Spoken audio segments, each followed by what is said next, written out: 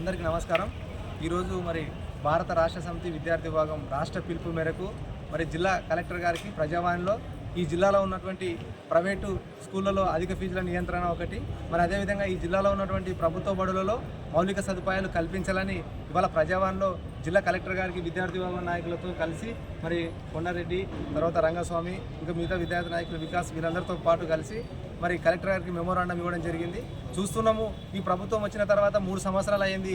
మరి కనీసము ఈ రాష్ట్రంలో ఉన్నటువంటి ప్రైవేటు స్కూళ్ళలో రోజు రోజుకు విచ్చలవిడిగా ఫీజులు పెంచుకుంటూ పోతూ మరి పేద తల్లిదండ్రులను, విద్యార్థులను తీవ్రమైన ఇబ్బందులకు గురి చేస్తూ ఉన్నారు.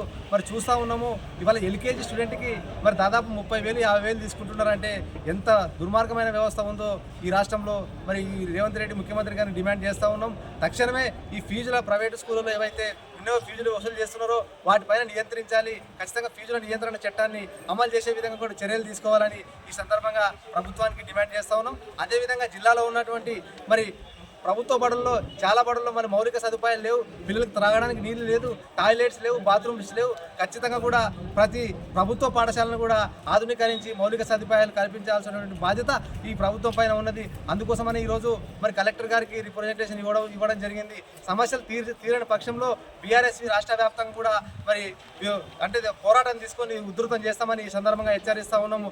అదేవిధంగా మరి చూస్తూ ఉన్నాము, జిల్లాలో ఉన్నటువంటి కానీ రాష్ట్రంలో కానీ విద్యా వ్యవస్థ పైన మరి ఈనాటి వరకు కూడా స్వయాన ఈ రాష్ట్ర ముఖ్యమంత్రిగా ఉండి విద్యాశాఖ మంత్రిగా ఉన్నాడు. కానీ ఏ రోజు కూడా సమీక్ష చేయలేదు, ఏ రోజు కూడా విద్య పైన ఒక్క పునర్విమర్శ కూడా చేయకుండా ఇవాళ ఎక్కడి సమస్యను అక్కడే పెట్టినాడు. మళ్ళీ సిగ్గు లేకుండా ఈరోజు ఈ రాష్ట్రంలో ఉన్నటువంటి 27,000 పాఠశాలను మూసేసి 4,000కే కుదిస్తామని చెప్పడం ఎంత దుర్మార్గం. మరి చూస్తూ ఉన్నాము, ఈ రాష్ట్రంలో బడులను అయితే గాలికి వదిలేసినాడు, ఇవాళ గురుకుల పాఠశాలను గాలికి వదిలేసినాడు.